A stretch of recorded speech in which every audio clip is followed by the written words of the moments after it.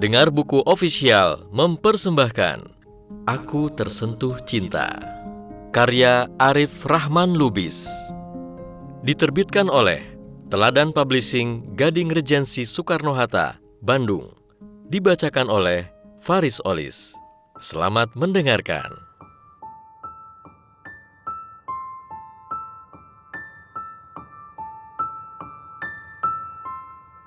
Demi Allah, setelah mendengar hadis tersebut dibacakan, semangat hidupku jadi bangkit kembali, dan pengharapan kepada keluasan rahmat Allah pun muncul kembali, dan bahkan menguat kembali. Dan aku berazam sejak saat itu untuk mengamalkan hadis tersebut dengan penuh keyakinan. Maka aku pun mulai melafalkan istighfar kepada Allah sekuat-kuatnya dan sebanyak-banyaknya, hampir tanpa putus. Aku ajari pula anak-anakku untuk melakukan amalan yang sama, istighfar. Berbulan-bulan kami terus-menerus melakukannya, rutin, terus melafazkan setiap hari dengan penuh pengharapan. Kami menjaga asa kami agar tidak putus. Kami bahkan telah menikmatinya. Dan saat istighfar kami itu genap 6 bulan, alhamdulillah, keajaiban itu pun datang. Tepat seperti kata hadis di atas, secara tidak disangka-sangka dan tidak diduga-duga sama sekali. Ya, tiba-tiba kami menerima berita tentang adanya sebuah proyek perencanaan dan pengembangan pembangunan yang sebagiannya meliputi dan mengambil tanah milik kami yang sudah lama sekali tak terurus dan tidak termanfaatkan karena lokasinya yang tidak strategis. Singkatnya, kami pun mendapatkan ganti untung yang cukup besar bagi kami saat itu. Allahu Akbar. Sungguh, samudra rahmat dan rahasia hikmah Allah memang benar-benar tidak ada yang bisa menyelaminya. Puji dan syukur kami kepadamu ya Allah. Juga ampunilah segala kelemahan dan dosa-dosa kami. Kehidupan keluarga kami pun perlahan tapi pasti berubah. Keceriaan kembali menghiasi hari-hari kami. Kesedihanku sirna karena tergantikan oleh kebahagiaan yang tiada terkira, khususnya oleh perkembangan semua anakku yang tidak sekadar baik, melainkan baik sekali dan sangat membanggakan. Karena di samping tumbuh sehat dan berakhlak mulia, mereka pun berprestasi gemilang dalam pendidikan. Di antara mereka ada yang meraih ranking 1 dalam prestasi belajarnya untuk tingkat provinsi. Ada yang hafiz Al-Quran 30 juz, dan begitu seterusnya.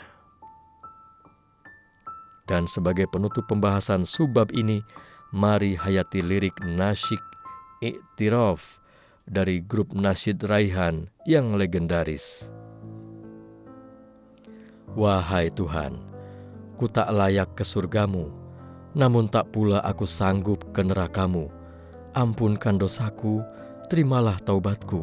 Sesungguhnya Engkaulah pengampun dosa-dosa besar.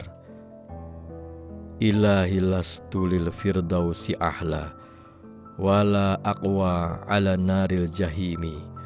Fahabli taubat waghfir dzunubi, fa innaka ghafiruz zambil azimi. Dosa-dosaku bagaikan pepasir di pantai.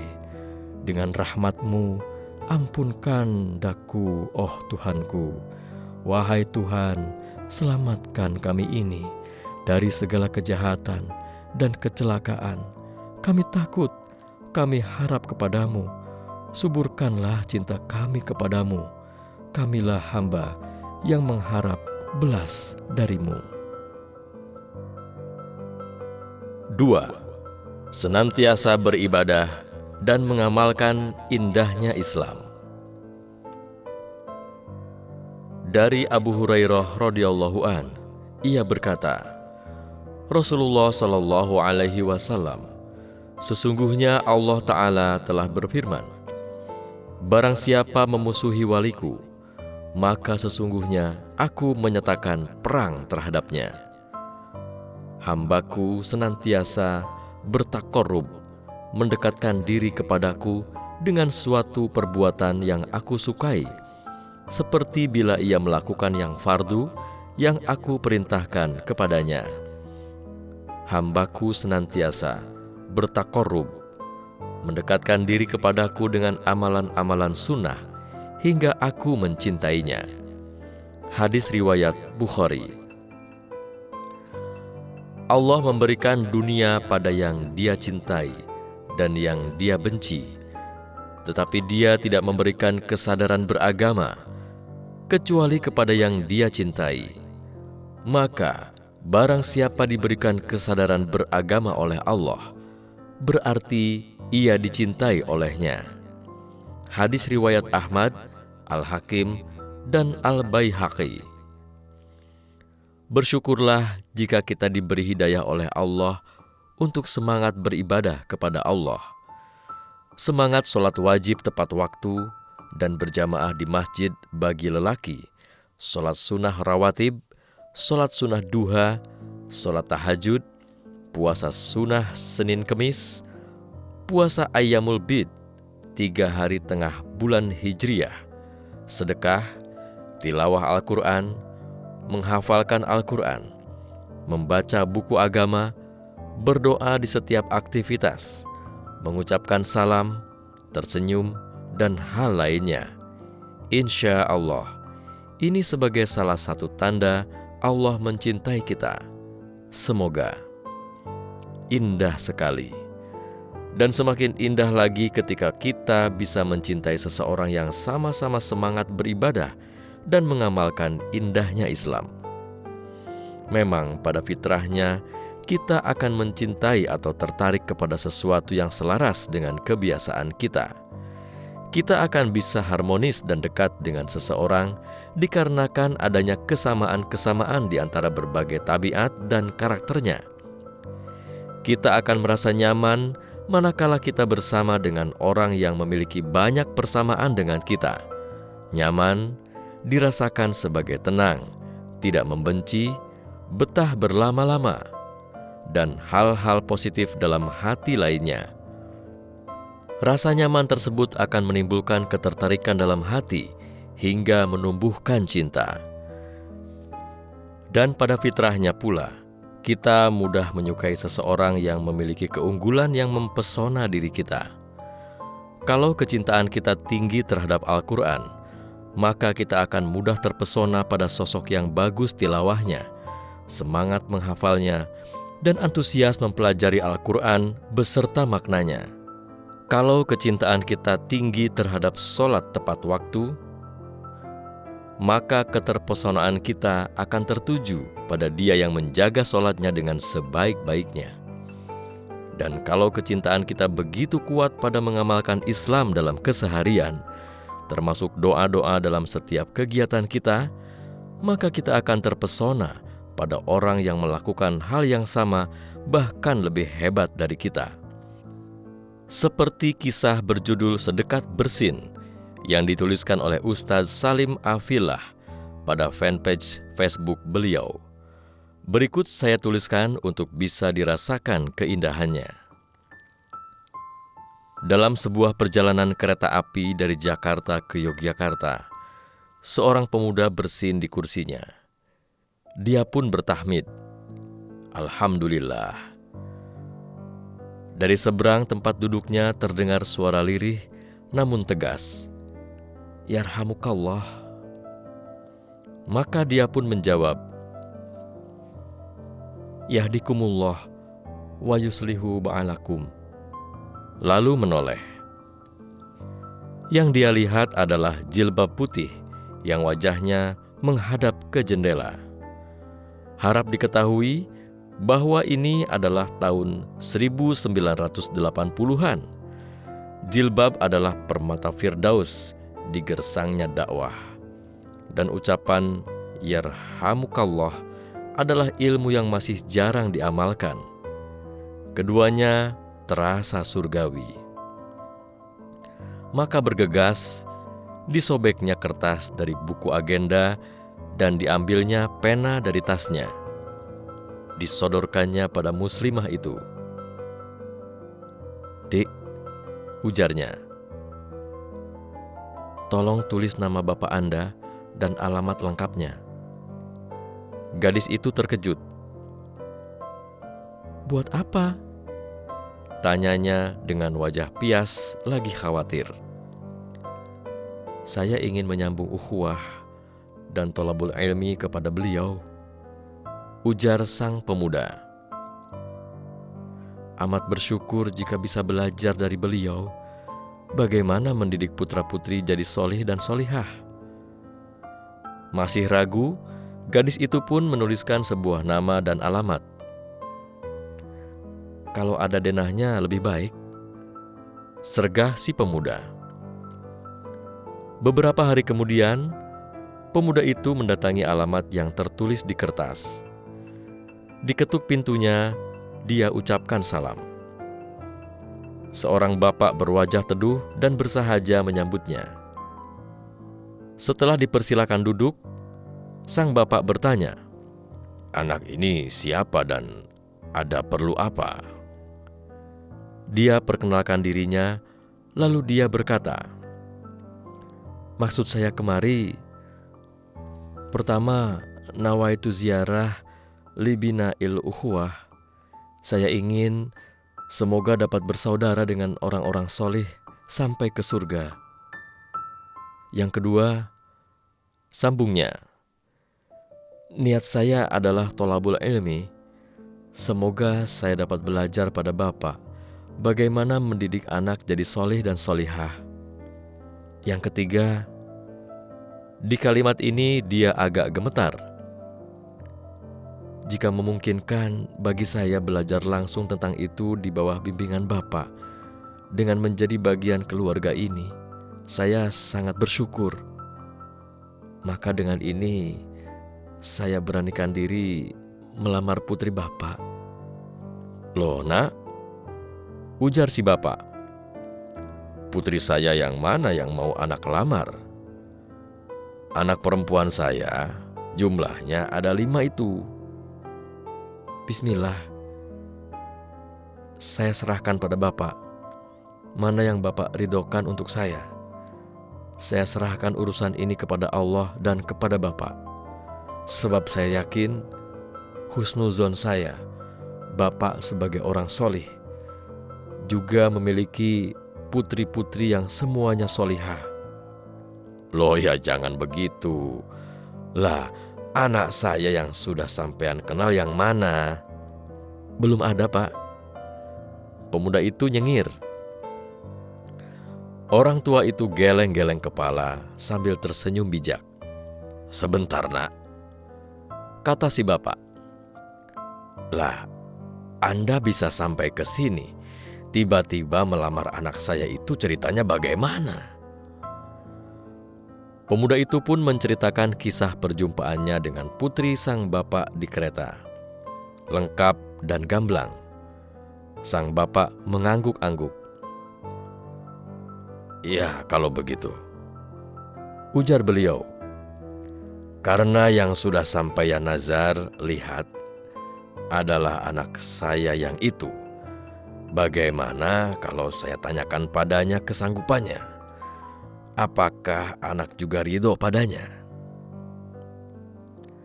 Pemuda itu mengangguk dengan tersipu malu.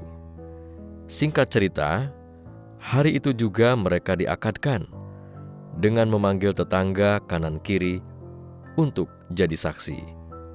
Maharnya? Pena yang dipakai pemuda itu meminta alamat sang bapak pada gadis di kereta yang akhirnya jadi istrinya, ditambah beberapa lembar rupiah yang ada di dompetnya. Hingga kini mereka dikaruniai 6 putra-putri. 1 putra telah wafat karena sakit setelah menghatamkan hafalan Qur'annya. 5 yang lain semua juga menjadi para pemikul Al-Quran. Pasangan yang tak lagi muda itu masih suka saling menggoda hingga kini. Itu tak lain karena sang suami memang berpembawaan lucu. "Salim," ujarnya pada suatu hari, "bibimu ini loh, cuma saya bersini saja jadi istri. Lah coba kalau saya batuk, jadi apa dia?" Saya terkekeh dan lebih terbahak ketika bibi saya itu mencubit perut samping suaminya. "Kalau batuk," ujar Hafizah Qiraat Sab'ah ini ingin bercanda tapi tak dapat menahan tawanya sendiri. Mungkin beliau jadi sopir saya. Anda semua tak perlu jadi suka pura-pura bersin di angkutan umum setelah membaca cerita ini. Anda hanya perlu segera mendatangi ayah seorang gadis ketika tanda kesolihannya nyata. Selamat bersin, selamat berjuang. Allahu Akbar. Begitu luar biasa ketetapan Allah. Semoga kita termasuk hamba Allah yang mencintai ibadah-ibadah dan pengamalan indahnya Islam dalam keseharian kita. Semoga menjadi salah satu sebab Allah mencintai kita. Dan semoga Allah kemudian mempertemukan dengan jodoh sejati yang cinta ibadah dan mengamalkan Islam dalam kesehariannya pula. Berkah, betapa berkah. Saat menikah, kamu mendapatkan pasangan yang semangat beribadah dan mengamalkan Islam. Dan jenis ibadah dan pengamalan Islam kalian sangat mungkin berbeda jenisnya. Ini jadi kunci keindahannya. Kamu dan dia saling mengisi. Karenanya, insya Allah, kelak setelah menikah, di ba'da subuh kamu akan mendengarkan pasanganmu membaca kandungan tafsir Quran. Dan di malam hari, kamulah yang membantu dia memperbaiki bacaan Qur'annya. Insya Allah, di pagi hari kamu bersemangat mengajak pasanganmu untuk sholat duha, karena memang inilah yang menjadi kebiasaanmu. Sementara pasanganmu di hari Senin dan Kamis akan dengan semangat mengajakmu bangun dan makan sahur untuk kemudian berpuasa, karena memang inilah yang menjadi amalan unggulannya semenjak muda. Indahnya. Dan kau pun akan tersenyum. Insya Allah setelah menikah, kamu punya kesempatan untuk saling menemani dalam beribadah dengannya.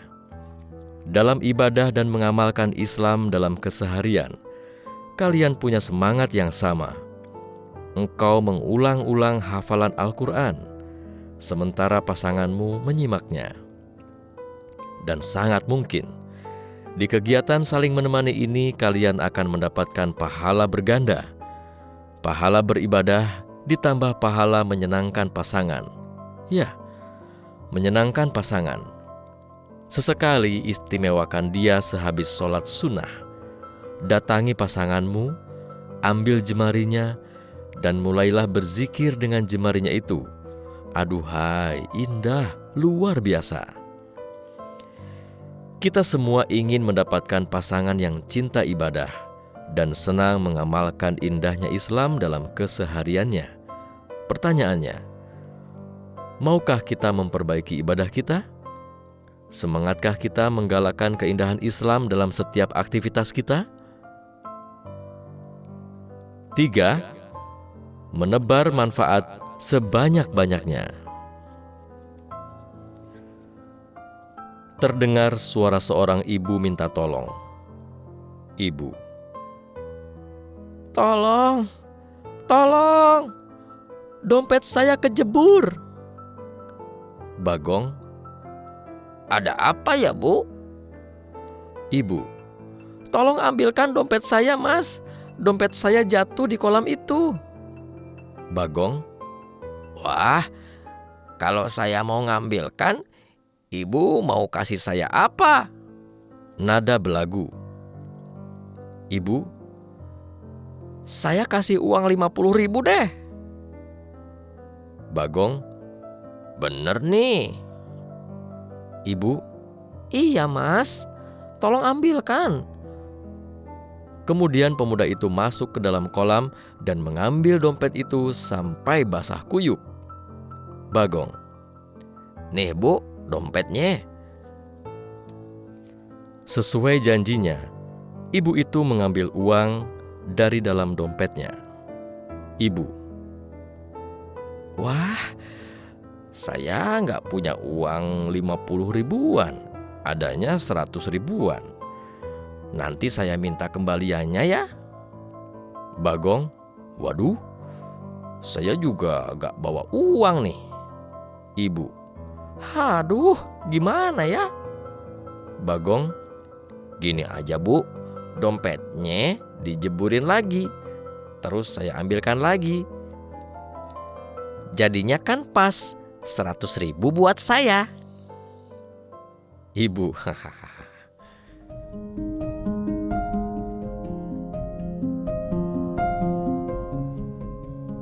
Dengarkan bagian selanjutnya hanya di channel Dengar Buku.